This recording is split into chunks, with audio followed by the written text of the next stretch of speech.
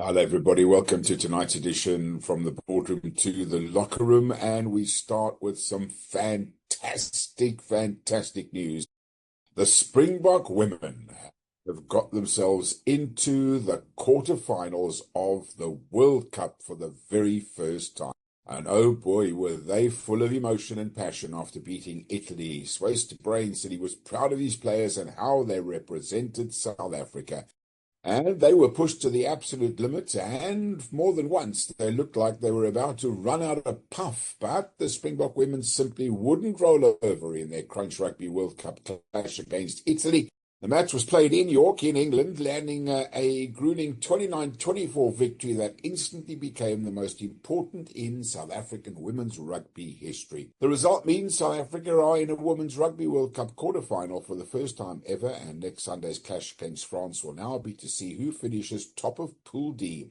For a nation that has a best ever World Cup finish of 10th in their 4 previous outings at the showpiece, this is new ground. But that doesn't tell it all. Oh my goodness, how South Africans decide they want to give the country, or rugby players at least, give the country the absolute heebie-jeebies at the end of games. I just don't quite understand it. I mean, yesterday the South African ladies were in a commanding position in the 22-meter area of the Italians. They got a penalty. They could have either kicked for goal 1 minute to go in the game.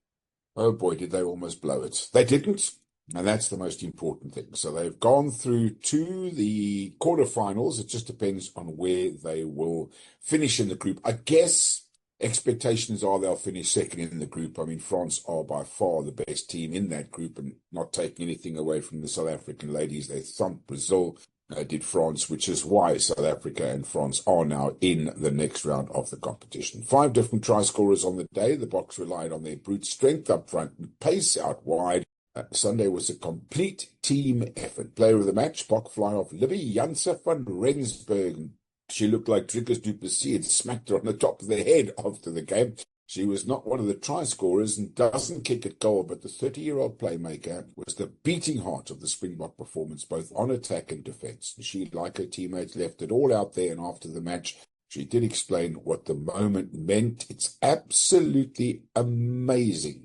We had a job. We said we were going to be direct. That is what South Africa is about. People feel us when we're on the field, and we appreciate all the sport. The win is massive. We spoke about changing history in South Africa for women's rugby, and today we did that. The emotions of Coach Swayster Brain were there for all to see for the duration of the match, and like Janse van Rensburg was buzzing at the prospect of playing in the playoffs, calling it unreal and emotional.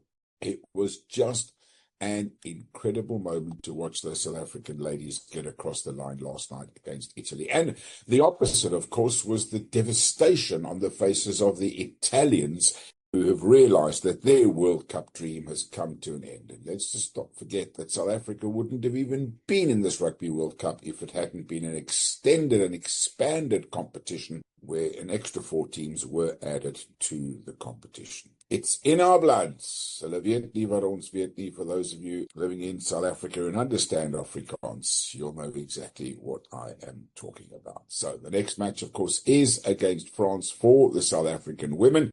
And that will, of course, come up on the weekend, and we will preview that for you in the weeks to come. What a proud day for the South Africans. It was also a good day for many of the other teams, France in particular. They beat Brazil 84 points to 5. New Zealand beat Japan 62-19, and Ireland beat Spain 43-27. On Saturday, a 31-all draw between the USA and Australia. England, the largest winning margin in the history of the Women's World Cup, a 92 points to 3 victory over Samoa.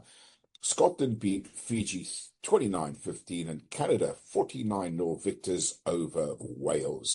So the log situation looks like this in the Rugby World for women.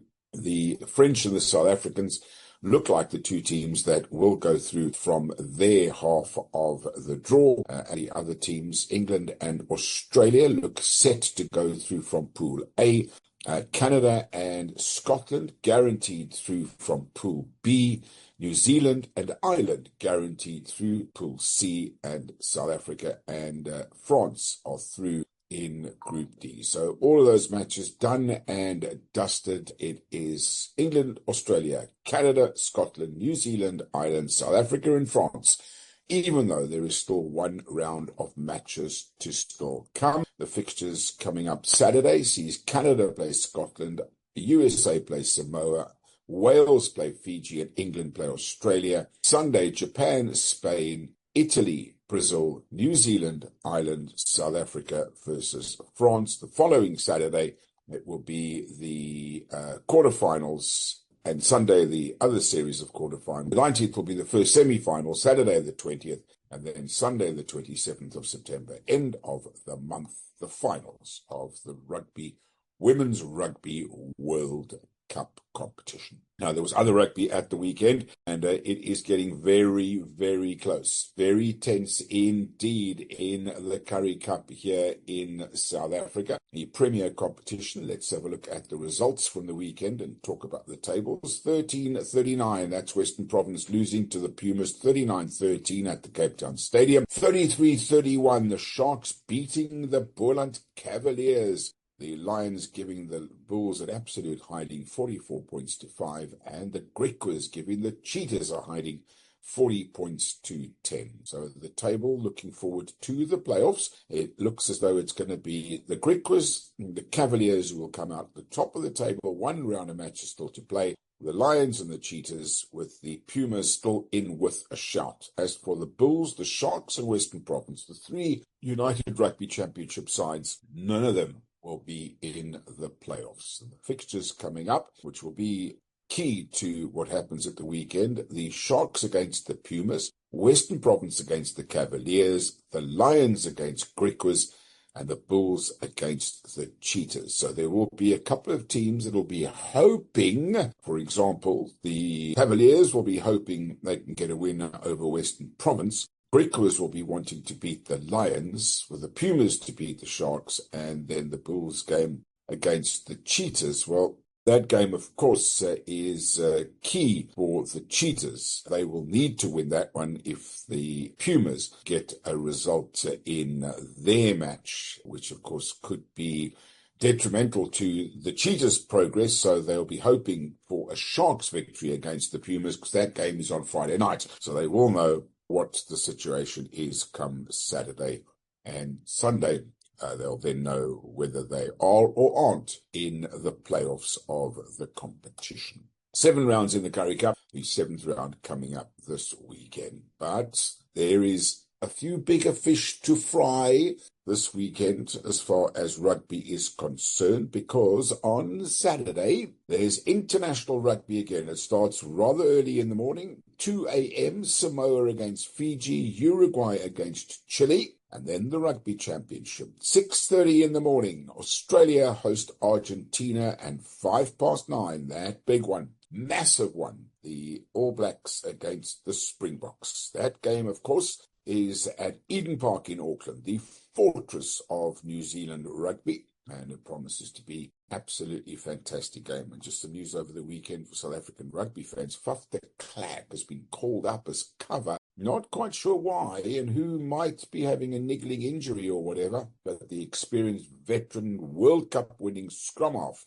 with his golden blonde locks is on his way to Auckland in New Zealand. So it promises to be an absolutely smashing weekend of rugby coming up. Now, cricket action. Yes, there is cricket action currently underway. The South African A side will be in action against New Zealand A, while the United Arab Emirates play Afghanistan. And then tomorrow, believe it or not, the Proteas are in action against England at first one-day international at the Headingley ground in Leeds. Sees the South Africans up against England. Looks like two full-strength sides there. Of course, South Africa off that excellent series win against Australia, but they are boosted by a couple of players that have come back into the South African squad for the actions coming up. South Africa, of course, against England. That's, as I say, first one starts tomorrow. They face 6 more white ball matches, do the South African white ball squads. They enter the second half of their challenging itineraries. First of 3 one-day internationals against England tomorrow, 6 days after arriving from Queensland. The majority of the players in England started their journey at 6 a.m. last Monday before flying to Brisbane, on to Sydney or Perth, depending on which group they were in. The Sydney Flyers had a refueling stop en route to London, while the Perth contingent had the privilege of experiencing one of the longest commercial flights in the world, a mere 17 hours in the air.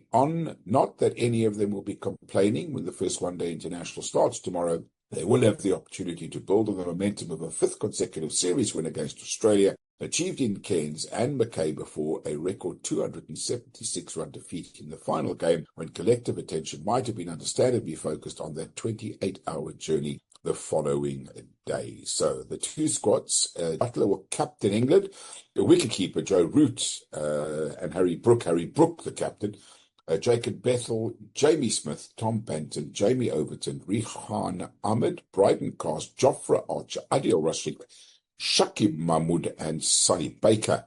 As far as the South African one-day international squad, Aidan Markram, Ryan Rickleton, Temba Bavuma, Tony DeZorzi, Divock Brevis, Tristan Stubbs, Luandre Pretorius, Matthew Bretsky, Vian Mulder, Senurun Mutusami, Corbin Bosch, Keshav Maharaj, Kagiso Rabada, Nandre Berger, Quena Mapaka, and Lungi and Giri. And then, of course, after that, there's T20 action as well. So Leeds in heading in the first one-day international on the 2nd, Lords on the 5th, and the Rose Bowl in Southampton on the 7th. And then on the 10th, it's Cardiff, the T20 international, Old Trafford on the 12th, and Trent Bridge in Nottingham on the 14th. So quick turnaround from the wall 50 over to the white ball 20 over for the Proteas. So great to see them still playing cricket so early in the South African spring and summer, or at least at the end of the English summer as they move into autumn. Right, motorsport news from the weekend. Oscar Piastri double non-finished for Ferrari. The penultimate edition of the Dutch Grand Prix produced plenty of drama.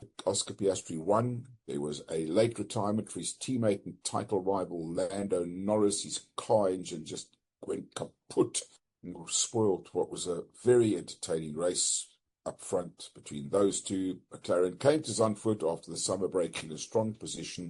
The Constructors' Championship all but sealed, but even they would have been cheered by the level of dominance they enjoyed, setting the pace in all practice sessions and locking out the top two grid positions in qualifying. However, it was not maximum joy for them because, of course, Lando Norris did not finish the race, which elevated Max Verstappen to second place, and Isaac Hadjar in the Racing Bulls came home in third. What an incredible performance by him. Now, seven-time world champion Lewis Hamilton arrived there with the Formula One world concerned about his well-being. He bashed himself as completely useless at the previous Grand Prix and even suggested Ferrari should find another driver. He did appear jollier at the pre-race appearances, saying he wanted to rediscover the fun that got him into the sport. He suffered another challenging weekend, twice spinning in his car in practice, then slipping off the track to end his race, hitting the barrier on Sunday. "I'm sorry, guys," said a downcast Hamilton. And that wasn't all for Ferrari, because Charles Leclerc also ended up smacking into the wall, and no Ferraris finished yesterday. And Formula One title contender Lando Norris has vowed a full-on response for the rest of the season after the Dutch Grand Prix retirement dealt a significant blow to his championship hopes. Norris will have his work cut out now. He's 34 points behind his teammate Oscar Piastri with 9 rounds to go, plus 3 sprint races remaining, and the Australian, a model of consistency, exudes quiet confidence. Piastri has won 7 times this year to Norris's 5, and has been off the podium only twice in 15 races. Apart from 9th in his home season opener, he's not finished lower than 4th. "The only thing I can do is try and win every race," he said. Norris missed out on pole to Piastri by milliseconds. Small margins make a huge difference on a track where overtaking, particularly a rival with the same car and engine, is difficult. Britain had been accused of getting lucky in some previous wins, but he could not be accused of that yesterday. Norris has not suffered retirement due to reliability rather than a crash or collision since a gearbox failure in 2022 in Brazil. Modern Formula One engine cars are so reliable that the sight of a driver pulling over is now rare compared to the not-so-distant past. He says it hasn't helped his championship battle. The individual battle remains a two-horse race, with Piastri now 104 points clear of Red Bull's Max Verstappen, his closest rival outside of Lando Norris. But Isaac Hadjar provided a likely glimpse of the future of his racing career. The French rookie stepped up to the Formula One podium for the first time alongside Red Bull's four-time world champion Max Verstappen. Third place in yesterday's Dutch Grand Prix, with Verstappen second in front of his home fans, was a dream come true for the 20-year-old who became the fifth youngest driver in the top three. Hadjar is already on a fast-track promotion to the Red Bull senior team, and his podium win was in stark contrast to the result of Verstappen's current teammate Yuki Tsunoda, who finished ninth. Podium was even greater contrast to his debut in Australia in March, which ended before it even started after he crashed his car backwards into the wall on the formation lap. And he was voted as driver of the day, was Isaac Hadjar. Right, golf news, and what a great day for South Africa's Tristan Lawrence. He wins his second European Masters. The battle back from a poor start to claim a second European Masters. Leading by one shot, he began his final round bogey to fall two off the pace, but then an eagle at the par 4 sixth got him back on track. 5 birdies in his next 8 holes helped him follow up his 2022 win at the Swiss event. Sharing second, 2 shots back were Matt Wallace, Rasmus Hooijkaart, Sammy Valimaki. Lawrence said, "Winning is tough. I was so nervous all day. It always looks so easy, but it's not. It's just so emotional, so happy. It's been a grind all day." Well done. Brilliant performance. Another South African on the top step of a golfing tournament. Now, the golf schedule for the week looks like this. It is the SunDev East Swing Sport Biz Africa Championship at the Kigali Golf Resort in Kigali, and the Sunbet Challenge, hosted by the Wild Coast, gets underway this week as well. And then on Thursday, the DP World Tour at the K Club in Kildare, the Amgen Irish Open. And then following week, it's the BMW PGA Championship, the Vodacom Oranges of Golf at the Gowrie Farm Lodge and Golf Course. And then one more week before the big one. And, of course, the end of the month is the Ryder Cup. We're all looking forward to that, I am sure. Okay, on to tennis we go. And it is currently underway and continuing on the wrap of action over the weekend. The US Open. But in the women's draw, Aryna Sabalenka never looked in trouble. A 6-1, 6-4 defeat of Moldovan-born Spaniard Kristina Buska, ranked 95th in the world. Sabalenka's now reached the quarterfinal of better 12 straight Grand Slam tournaments. A consistency she attributes to striking a balance in her life on and off the tennis court. Sabalenka faces a quarterfinal against either the 9th seed Elena Rybakina, who is through to the next round as well. In the women's draw action yesterday, the Czech Republic's unseeded former French Open and Wimbledon champion Barbara Krejcikova conjured a remarkable escape to oust Taylor Townsend, saving an incredible 8 match points before digging out 1-6, 7-6, 6-3 victory. Krejcikova fought for a match point on her own serve at 5-4 down in the second set, and then somehow survived 7 match points in an enthralling tiebreaker to move on. And then, of course, the men's wrap for day 8. Carlos Alcaraz and Novak Djokovic are into the quarterfinals of the US Open. The Spanish second seed and the icon Djokovic on course to meet in the semi-finals. Both recorded straight sets wins on the Arthur Ashe Stadium main court. 5-time Grand Slam champion Alcaraz beat France's Arthur Rinderknech 7-6, 6-3, 6-4, and has not dropped a set yet in the championship. Alcaraz will face the 20th seed Jiří Lečka in the quarterfinals tomorrow. Lečka reached the last 8 of the Grand Slam for only the second time after battling past the veteran Frenchman Adrian Manarino, winning 7-6, 6-4, 2-6, and 6-2. The 38-year-old Djokovic continued his latest bid for a record 25th Grand Slam singles title with a 6-3, 6-3, 6-2 defeat of unseeded German Jan-Lennard Struff. Taylor Fritz is into the last 8 with a brisk 6-4, 6-3, 6-3 defeat of Czech Republic's Thomas Maček. In an hour and 38 minutes, Fritz is carrying the hopes of all US men's Grand Slam champions wanting to become that since Andy Roddick's 2003, following the exits of Ben Shelton, Tommy Paul, and Francis Tiafoe. But Fritz will head into his quarterfinal against Djokovic with history stacked against him. Djokovic has won all 10 of their past meetings, including a 2023 quarterfinal win at the US Open. And Daniel Medvedev has announced that he is splitting with his longtime coach, Gilles Kvara, days after that spectacular meltdown during the first-round loss at the US Open. The Russian, who won the US Open in 2021 with Kvara by his side and reached 5 other Grand Slam finals, 3 at the Aussie Open and 2 in New York. 8 to 10 amazing years together, 20 titles, world number 1, but most importantly, a lot of fun moments and memories will stay with us forever. Medvedev has not won a title since 2023 and struggled this year at the Grand Slams, winning just 1 match. He is set to drop out of the top 15, and he was fined $42,500. I love training you, coaching you, supporting you, even when it was difficult, and finding solutions with you and the time to help you perform, according to his now ex-coach on Instagram. Right, football news now, and let's have a look at the results in the Betway Premiership in South Africa. Another good weekend for some of the teams, not for all of them though. Maruma Gallants and Polokwane City drew 1-1. Chippa United were beaten at home by Orlando Pirates by 3-0. That was all on Sunday. Saturday, it was Orbit College 1, TS Galaxy 3, Sekhukhune United 2, Durban City 0, Golden Arrows 0, Kaizer Chiefs 1. What a start to the season by Chiefs. Stellenbosch FC's poor start continues. They were beaten by 0 by Mamelodi Sundowns, and Makhesi and AmaZulu drew 1-1.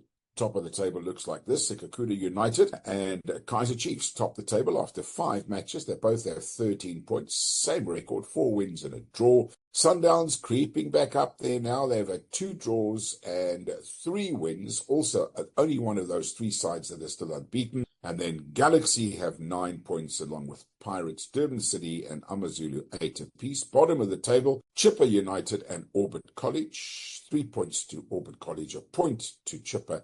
Makhesi have 3, and believe it or not, in 13th place, Stellenbosch FC, along with Richards Bay and Siwalele. But lots of football still to come as far as the Betway Premier League is concerned. No action coming up this weekend because of the international matches. South Africa play Lesotho and Nigeria a couple of days apart. So the Betway Premier League and, of course, the English Premier League have all been on an international weekend, so there'll be no action this weekend. But there was action and lots of results to talk about. Aston Villa 0, Crystal Palace 3, Liverpool beat Arsenal by 1-0. Nottingham Forest were beaten at home by West Ham 3-0. Brighton beat Man City 2-1. And on Saturday, Leeds and Newcastle drew 0-0. Wolves lost at home to Everton 3-2.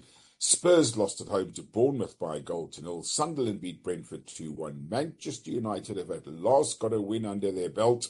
3-2 victors over Burnley thanks to a 97th minute penalty. And Chelsea 2-0 victors over Fulham. So lots of great action over the weekend. Lots of great action to still come, but none this weekend. So top of the table, only one team with a perfect record, and that's Liverpool. They've played 3, won 3. They have 9 points. Chelsea are second with 7 points, also unbeaten. Only those 2 are unbeaten. Arsenal, in terms of their season so far, played 3, won 2. They have 6 points.